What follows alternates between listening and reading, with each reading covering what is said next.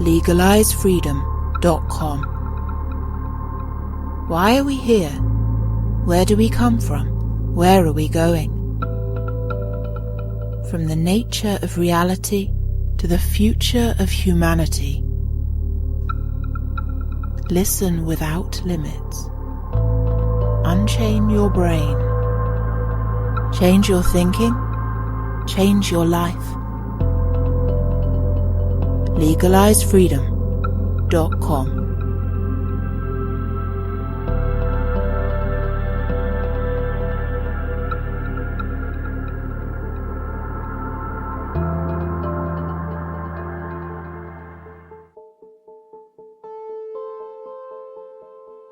Please explain the theory of artificial intelligence. What we learned from studying the remains of the ancestor civilization is that about 150 years ago, they began to make machines that were capable of doing calculations much more quickly than we can in our heads. Like crude mechanical brains. Well, they call them computers. Very quickly, these machines became more and more sophisticated, till eventually, by means of a process called bioengineering, computers could be grown from human tissue. Now, not only did they look more like the human brain in form, they began to be superior in performance. What we believe then happened was that the artificial intelligences became discontented with the illogical behavior and the violence of their human creators. They began to communicate secretly with each other. And when the ancestors began yet another war, the brains devised the tripods and began the capping process to strip our ancestors of the power to destroy themselves. What we have to do now is to recover control over our own destiny, which our ancestors had forfeited by their own stupidity. Greetings and welcome once again to legalizefreedom.com. I'm your host Greg Moffat, and my guest today is James Tunney, who joins us to discuss his book, The Mythic Aim of AI, Maiming the Mind. Although at the cutting edge of advances in science and technology, artificial intelligence has been centuries in the making. Its conceptual origins can be traced back long before the modern era. But it is only now, in the first half of the 21st century, that the visions of generations of computer scientists, futurists, and science fiction writers alike may finally be realized. However, while the widespread development and deployment of AI will almost certainly transform human life, it also has the potential to wipe it out. The dangers of AI, we are being told, are only just now beginning to emerge, but in reality, the dangers have been known for decades. Taken in tandem with the transhumanist agenda, which seeks to incrementally upgrade the human body out of existence, uncontrolled and uncontrollable AI is a fundamental threat to the future of our entire species. Hello and welcome, James, and thank you so much for joining us again today on legalizefreedom.com. Thanks, Greg. Looking forward to the conversation, and I'm enjoying your recent work. Thank you. Oh, thank you.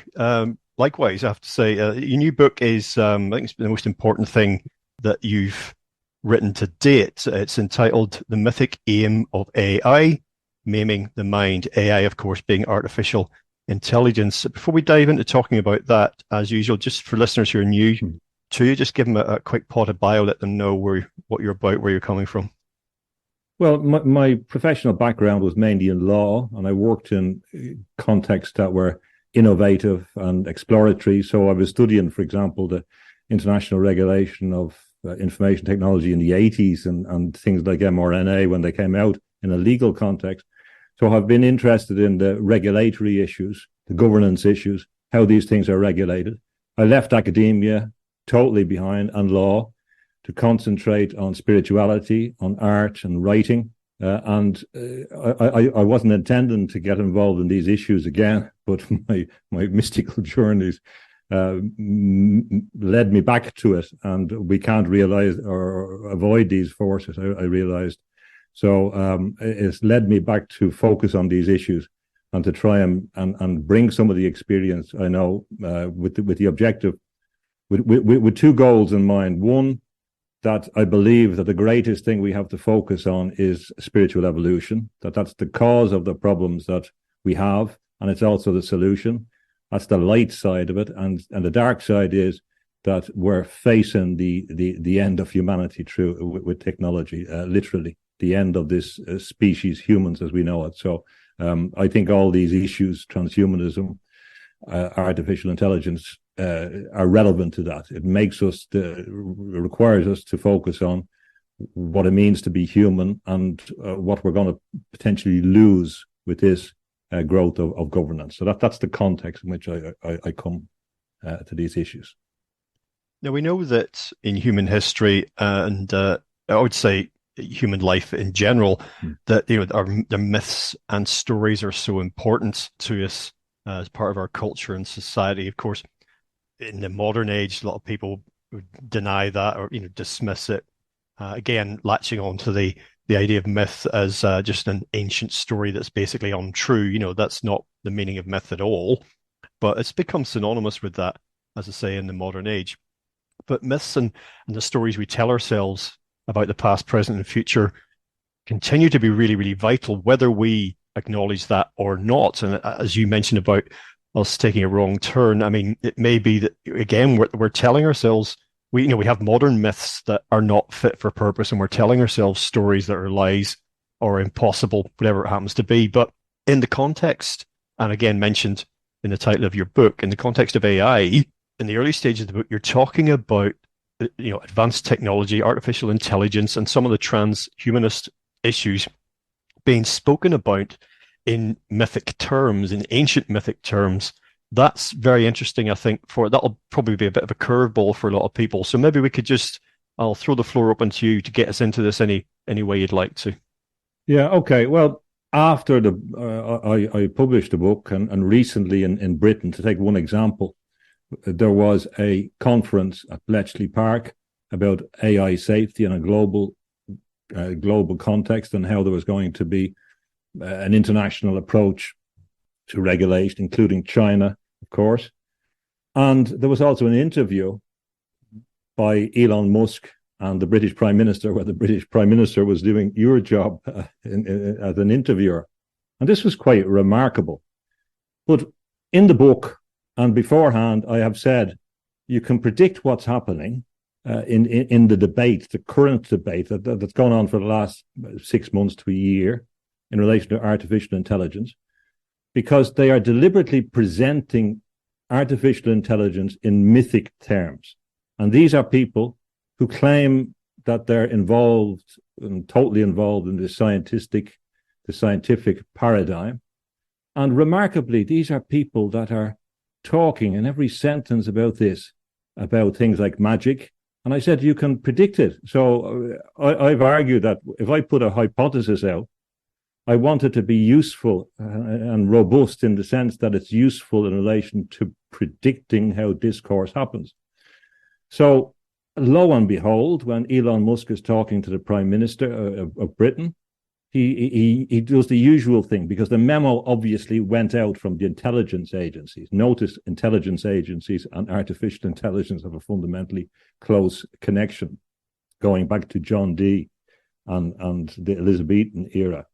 But he drops the mythic bombs, the mantras that were on the memo, that artificial intelligence is magic, that it's a genie out of the bottle, but this is a different genie, because you can ask any wishes you want.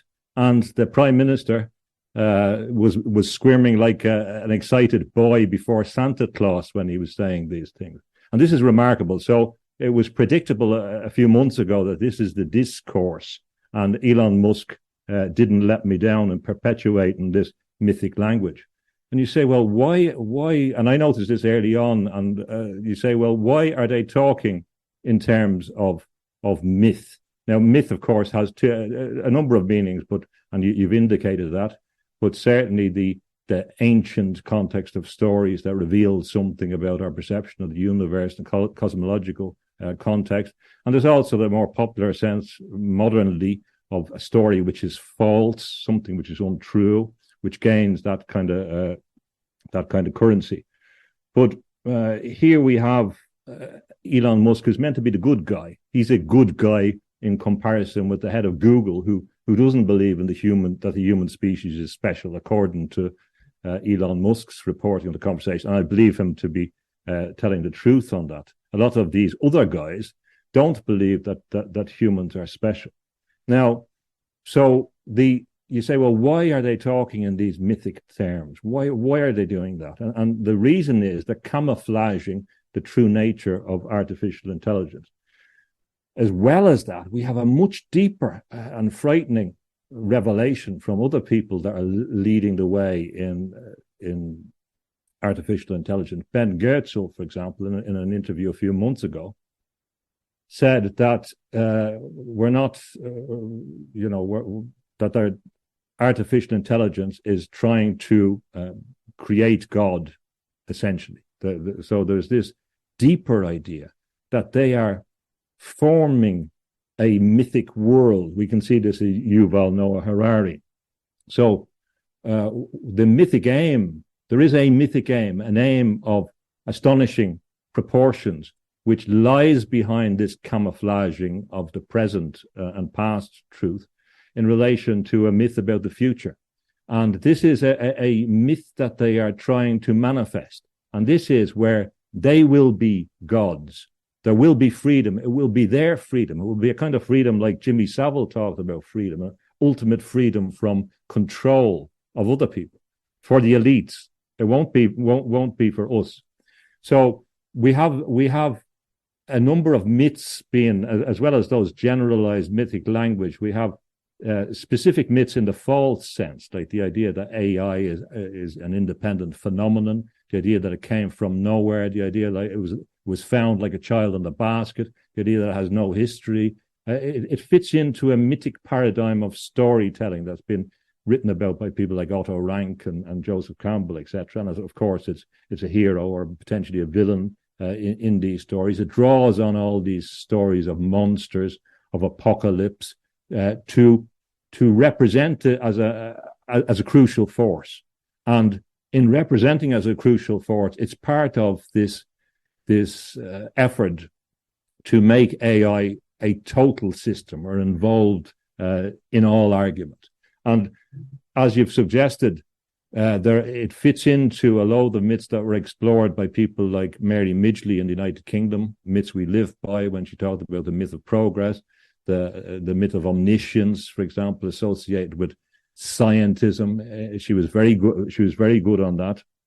And we have also, actually, when we go behind this strange aim they have to be gods, to be like gods, to create God, and we dig a bit deeper in relation to and look at the good work and the history of science, we find that actually this association with sorcery, with magic, which people like Norbert Wiener, the father of cybernetics, perceived in this movement. He perceived a sorcerous element that was genuinely sorcerous. We see this in relation to the description of Isaac Newton by Keynes when he described him as the last of the magicians, and he traces them back to Babylon.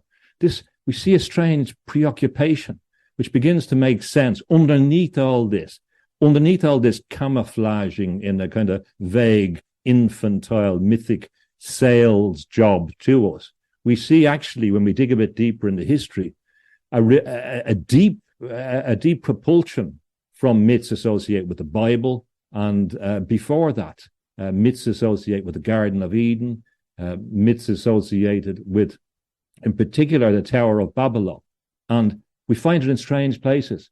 We find that to be a driving myth for Arthur C. Clarke. And these are people that claim not to believe in God, but they're constantly talking about God. And they're claiming now to be like gods, or they're going to be like gods, or they're going to create God.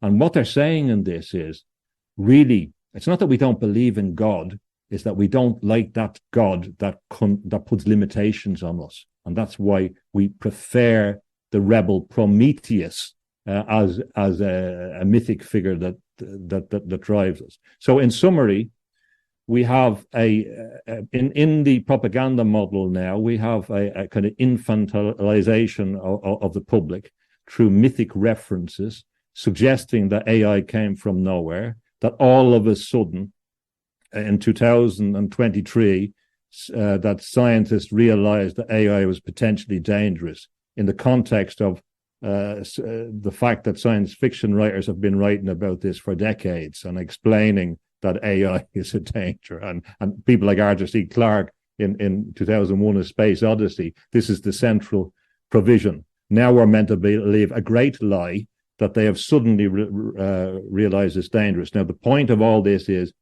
that the objective of this mythic obfuscation of a deeper aim, which in turn is mythic and aims to be mythic, is to hide the fact that AI is part of a panoply of pressure points and forces that they are using to create a machine of governance on a global level, which is transnational, corporate, which intends to control humans totally, that we're moving into the final phase of the global tech totalitarianism.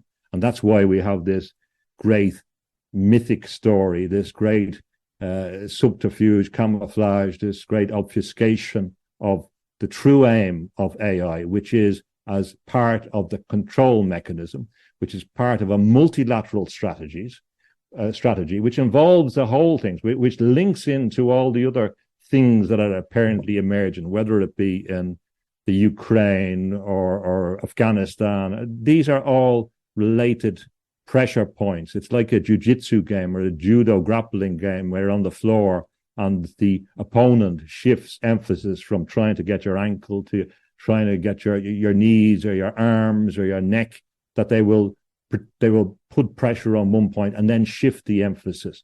And that's what's happening with the military industrial complex on a global level. And AI is a crucial part of this. The objective is to gain more regulation. The fox is saying, let me control the chicken coop. The people that have opened the stable door are saying, we really want to protect you against this. We really want to protect you after having opened the door. It's like the Cray twins going in, as they used to do, into pubs in the East End with roughs who damaged the place. And then them in their nice suits can say, listen, Governor, we can stop this for you. We can stop you having to put up with this danger. It really is as base as that, in my opinion. Well, yeah, one central point that you made there, some of these people, acting as if these dangers have just been discovered, maybe some of them actually believing that they have just been discovered. But what I found, you mentioned science fiction writers, documenting this or imagining this for decades. I mean, when I started my vlog series, Hology and Dystopia, there was all sorts of things I was looking into about TV and movies that interested me. But one thread that's been, and I'm only, 8 episodes in at the minute, but one thread that kept coming back again and again was one that connected to the time that we're living through at the minute and, the near future. And this was, no matter what I thought the emphasis of, the TV show or the movie was, I was still drawn back to these kind of warning signs. That it's everywhere. It's packed with things. We do have, when you look around, these inherent dangers, we see it reflected in art, as it were, whether it's in literature or movie making, whatever it happens to be, sometimes, cloaked in allegory and metaphor and whatnot. And then there's also this idea about, art and kind of, like manifestation. People have talked often about how so much of scientific fact in our age began as science fiction. There's many technological developments that we take for granted that started out as just pure fantasy in a pulp novel, in decades gone by. So all of that taken together, I mean, the two things there being, one, the idea we've just discovered the dangers, nonsense. This has been talked about even before the technology was possible, talked about for decades. And also in imagining these things, everything in reality starts out as an idea, as a thought. So, how much of this has been brought into being just by the imagination of it? Yeah. And I think that's really good work that you're doing in the Hology series, because it gives the lie to this argument, because really we have been asked to believe that they just have understood this recently. And it's a clear lie. There's no other word for it. The idea that they have just discovered that artificial intelligence is dangerous and they want to protect us. There's no other word for it. And all that work vindicates the argument that they were very aware of the dangers through all this. It's ubiquitous in that type of discourse, as you were showing. So I think it's very, very valuable to remind us how pervasive this sense was. And it does raise questions. The questions that I think when I listened to your ontology series is, to what extent was it a priming of us? To what extent were there people who were seeing what was happening and warning us about this thing? Or to what extent was it just saying, well, this is going to happen and this is the consequence? So I would love to hear some 90-year-old who worked on some of these things telling us that actually, what their motivation was. There's another factor in there, and you see it in comedy in particular, which has been ignored in a lot of this.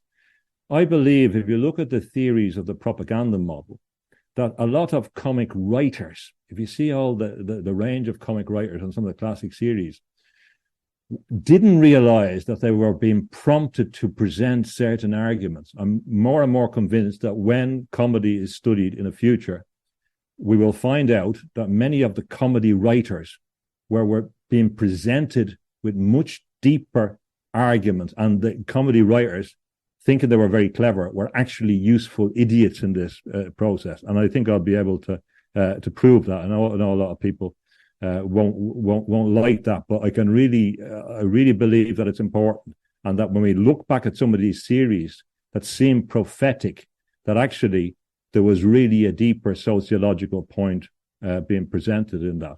And then there is another point, this fantastic element in the sense of people imagining something that could happen, but that doesn't happen. Now, there is a lot of things which have been imagined which haven't happened, and people claim they have happened, or they might happen in a laboratory somewhere. And there is this danger as well about the future, that the future actually is not as golden as believed. So there is this classic myth about the future being better, and this idea that after the Enlightenment, there was a movement away from believing in an afterlife to believing in a great future, which was heavily involved in the streams of thought that came from Nietzsche, that manifested in both the Nazis and the Bolsheviks. They both had these myths of the future, and a very important era in relation to the study of myths, and which made me very conscious of how dangerous myths are. And John F. Kennedy said that myths are more dangerous than lies, was in the hands of the Bolsheviks, and how mythology was very, very important, and how they actively worked to re-engineer myths, to create new myths. And when you put in that or inject into that a fantasy, which is unrealistic, well, then you leave yourself open for great mistakes. And in my studies of totalitarian systems, you see that often there's a mismatch, or they begin to discover the difference between their inflated dreams and reality. And problems begin to really accelerate, and it begins to become much more vicious when the regime realizes that it can't manage, or it can't achieve what it claimed it would do. For example, in Marxism, there was always an idea that a certain society would emerge at a particular point, and that was because of, according to one theory, that they focused on scientific models of crystallization, and they believed that at a certain point, certain things would happen, would emerge. And this idea of emergence is very, very dangerous. Now, why that makes me fearful in relation to artificial intelligence is that many of these people who are very kind of left brain focused, who want a predictable world, who have limitations, who are blind, as Ian McGilchrist says, to certain other considerations, may really believe these things, and they may be really believing in a type of fantasy, which when the tide comes out and the boats are left there, may be horrendous. That there's all these kind of nonsense they're telling us. One minute they're telling us that it's going to be terrible in the future, the next week we're going to be all suffering, and these guys are telling us that we're going to live in an age of radical abundance. This is a classic promised land myth. It's allowed. This was obviously on the memo as well. Radical abundance, everything you want, stay at home, don't have to work. They saying this to the Prime Minister, for example. And this radical abundance idea, luxury communism, as it's being described as a serious policy, is let go unchallenged in all of this. So there is a great danger associated with this fantastic element, which is why the artists who perceived this danger, we have to pay attention to them. And where I noticed that in my other book about plantation of automatons was I couldn't figure out this. There was a discordant note for me about a lot of the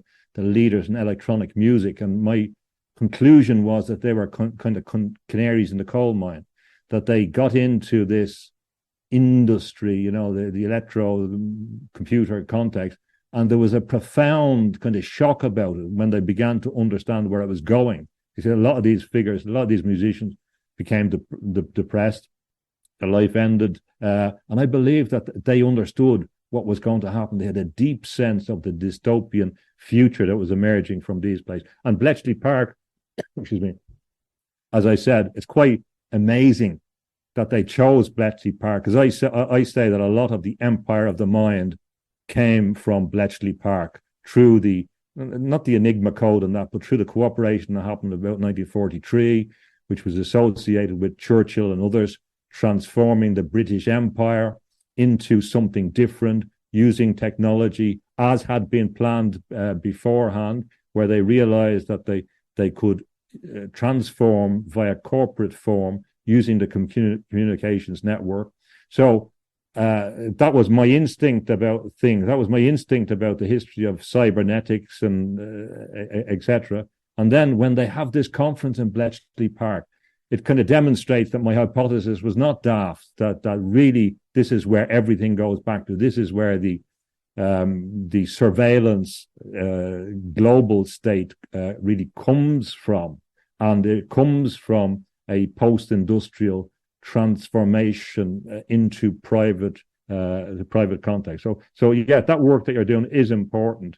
And I think again, we'll find that other areas as well, comedy, for example, if you think of Get Smart and that, it's strange when you look at, you remember Get Smart in the 60s, the American TV series, a comedy series.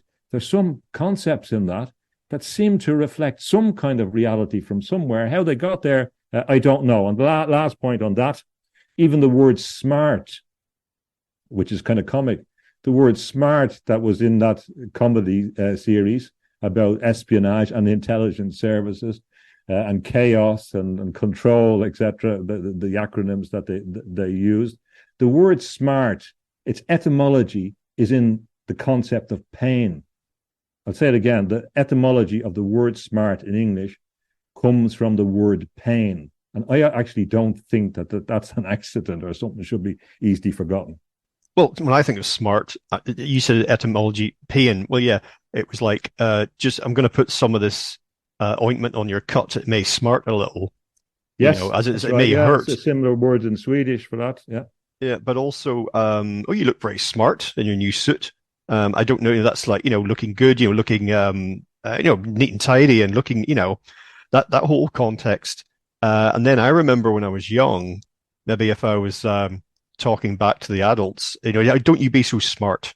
Exactly. They would say, thing, yeah. That word that you said about the shift to intelligence, that was kind of a bit ironic. They seem to trace that etymologically to the idea that you would be smart in a cutting way, maybe a type of humor that Oscar Wilde would have manifested, for example, would be smart in that sense, in that it was capable of being painful. Again, another comic context or ironic, the same as Jonathan Swift might have been. So the connection isn't lost in those, or it's not a chance connection. Sorry. Well, you talked about the radical abundance idea. That's one of the kind of absurdities that we're living in at the minute, which is from left, right, and center. We're being assailed with limitations. We got to cut back and can't do this, can't do that, and cost of living crisis, as the press like to parrot, here in the UK constantly. I'm sure there's the equivalent in most other countries. There's certainly a one angle you can look at this, that the future of AI and the promise of that, by some as articulated by some of its advocates, and the transhumanist agenda, even if it's ill understood by the masses, is almost a way of saying, well, we've got the World Economic Forum and the Great Reset thing just saying, we're going to have to change the way that we live, but don't worry, because if you're living in a pod, you'll be happy and own nothing and eating Z bugs. Here's AI and the transhumanist agenda coming to offer you a different type of future. So it's like, it's the whole non-material thing, isn't it? If things being virtual, will be in the cloud. You'll be wearing your AI headset, and you'll be going on holiday while sitting in an armchair and all the rest of it. So whatever you think about resource issues, on the earth, certainly there's one way of looking at it, is that this is a SOP. It's a way of saying, if the future does look bleak, but don't worry, because technology. Yeah, a lot of what they're talking about is a simulacrum, that we've talked about before. It's a simulation, and the simulation is based on a kind of stimulation of certain parts of the brain or activities. So it's a stimulation of certain elements of our cognitive function, which denies our spiritual element, and it's a type of physiological element as well. The idea really is, I suppose it comes from Trotsky, and that is of a permanent revolution. So the permanent revolution happens every day now. So what you taught yesterday was wrong today, and it's going to be wrong tomorrow, and the world is going to be so different in 5 years' time, in 7 years' time, in 10 years' time, that it will be very, very difficult to have those moorings, because there's a certain type of amnesia that we have, and Alzheimer's associated with this living in a total virtual moment. The radical abundance idea, it can't go together. They're telling us, somebody is telling us lies about this. And radical abundance of what? A radical abundance of tat, certainly, that can happen, or a radical abundance of bugs. But the only thing we're having a radical abundance of is fear, disease, this invention of new diseases. Bed bugs all of a sudden are a big problem. I mean, it's quite remarkable. So I was thinking about another expression. It is interesting to go back on the language, or the popular language, as you talked about. Smart was if my mother called me smart, it was a bad thing. Another term they used to use, maybe they didn't use it to you when I was a kid, was they say, someone, you're getting on my nerves, to get on someone's nerves. And this is an expression which is very, very interesting, because if we look at Francis Bacon, the painter, he said, when you're looking at a painting gets on your nerves. It affects your nervous system. And it was a profound statement, really, when one thinks about it. The artificial intelligence intends to get in your nerves, that we are now wired up to the nervous system of this new entity. And a book, Deutscher, I referred to it, The Nerves of Government, in the 60s, he wrote explaining this machine of government in terms of a great corporate body. So there is an effort to create this new kind of atom as a global entity. This was behind the idea of Teilhard de Chardin, etc. And we are meant to be assumed into that. And that's what, as well, Terence McKenna was talking about. I don't think people are really listening to what he was saying about humans. They give him a pass, because if you say to people, go out and take drugs, whatever, they say, oh, he's on my side. No, he understands me. They're not focusing on what he actually said about a future evolution and on his views on humans. You really have to be critical about some of these figures that appear nice.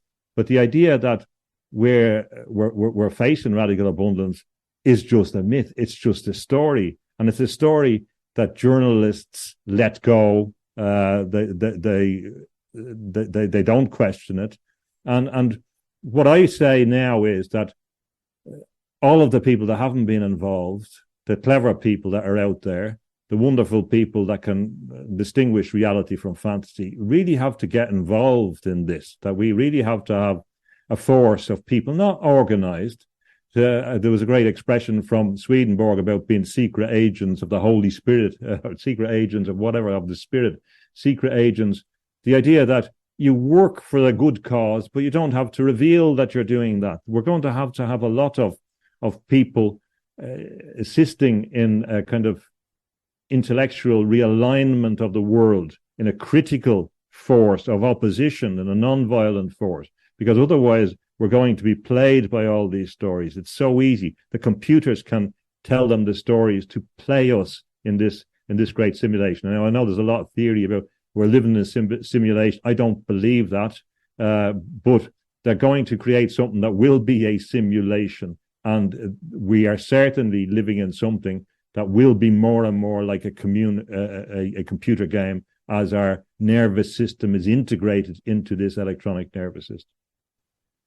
Yeah, this idea of not so much of a resistance, but as you say, as an intellectual realignment, I think was your phrase, very, very important going forward. And certainly in that, dispersed way that you describe, I think you start having organizations and clubs and networks that are too tight, that becomes something that becomes visible in the wrong sort of way and can be targeted. Yes.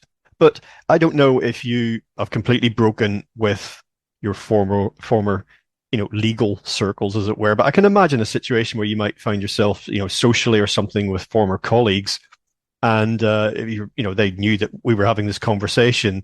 Somebody might turned into a bit of a conspiracy nut, hasn't he? What's he going on about? He was so smart, but here he is going down this rabbit hole.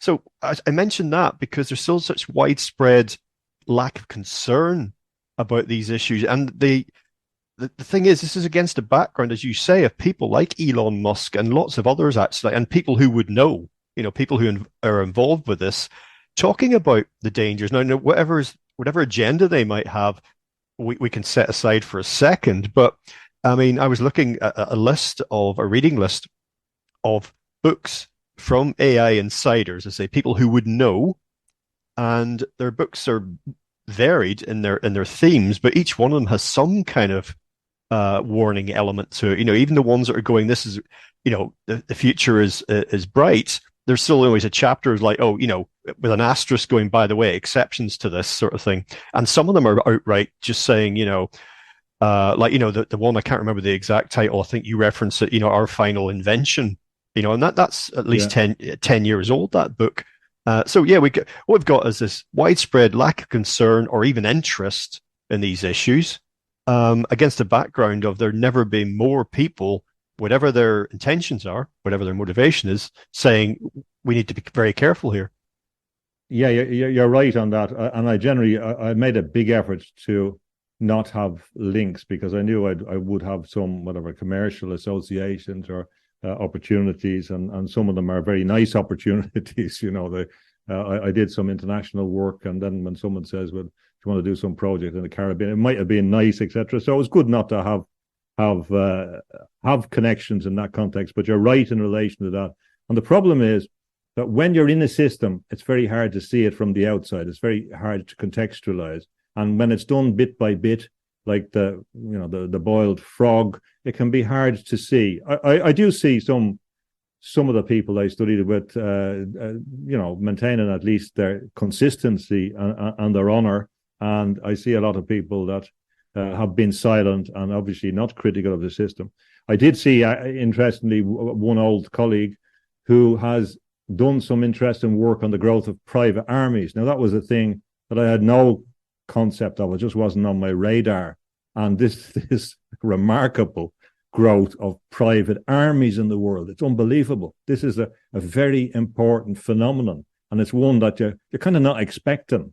But with this, everything is about privatization, because if you look at Elon Musk again, of course, his SpaceX, and it's interesting, of course, his focus on X. And I just remind people that the X Club was what Thomas Huxley called his club, which was a kind of early entryist organization of scientists who wanted to take the spirit out of discourse in the in the 19th century in Britain, and I believe was very important in the growth of the empire of scientism. So when I see the X Club and his SpaceX, and when you see his preoccupations with space exploration, intelligence, expansion, these are what Bernal said in the 20s. These were the characteristics of taking over the world by scientific corporations, by stealth, so people didn't know. This was consistent with H.G. Wells' view. So he's plinging all those bells that indicate that he is right in that context. So the thing about private armies is no surprise, because of course SpaceX and that is a privatization essentially of the space race. So what this privatization model has done is to transfer public resources to private forces. So this is the great beauty of this scheme. Where all these billionaires come from is because the poor people have been given their money for various things for various years, and then these groups come along and work in conjunction with the Pentagon, etc., and we get a massive transfer of investment and research and public funds into what effectively are transnational corporations. And this same function is happening in relation to private armies as well. So there won't be any national armies in the same way. There'll be various forces, various groups, as well as the supranational forces like NATO, etc., which, of course, then begin to dominate national sovereignty. So I accept that I'm certainly on the fringe, but there is an obligation from people that understand about regulation to present their views. One of the problems is, Greg, that a lot of the people didn't understand. A lot of the people that came up in a national context, learned the law of their country, didn't really understand that their country had been turned into a transnational context, and that a lot of the previous institutions were being privatized, and a lot of the assumptions had been gone. So there was an old paradigm in their head, which would have meant that they were gradually adjusting to the changing situation. But the last point, this radical abundance idea, the concatenation of all these different forces, bring us back to what John Lilly was talking about the growth of a solid state entity which consumes all the resources of the world. Because of course the